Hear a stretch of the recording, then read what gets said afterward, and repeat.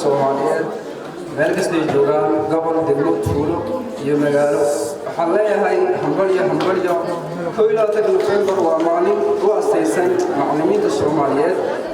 sidoo kale 1934 November كويلا تكيدي على قصينا تاي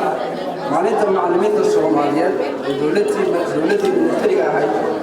si wada jir ah ay u muujiyeen dareenka ay u qabaan marka farxadda maalinta macallimiinta Soomaaliyeed sidoo kale maalinta macallimiinta Soomaaliyeed waa maalin ka mid ah maalmaha ugu weyn ummadda qaranka Soomaaliyeed waa maanta oo kale la fasaxi jiray iskuulada dhammaan goobaha waxbarashada sidoo kale macallimiinta ka dhiga dugsiyada iskuulada dhammaan gobollada Soomaaliyeed sidoo kale macallimiinta waxay ku soo shaqeeyeen muddo dhowr iyo 30 sano ah burburkii markuu bilowday gobol adeeg iyo waxay ku soo shaqeeyeen burbur sidoo kale macallimiinta waa kuwa dadka waxbara sidoo kale ardaydana ku jireeya marka wadada toosan sidoo kale marka la eego dunida casriga ah macallimiintu waa dadka isku xira dhammaan ummadaha taasoo ay keenaan marka waxbarashada casriga ah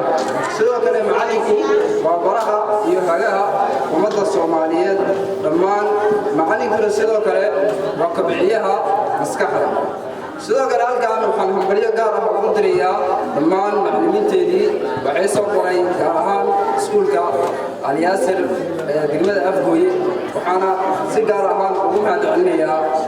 macallinkeyga iskuulka Al-Yaasir Ustaad Saacad Xamsan Cumar oo haddana maamulaya iskuulka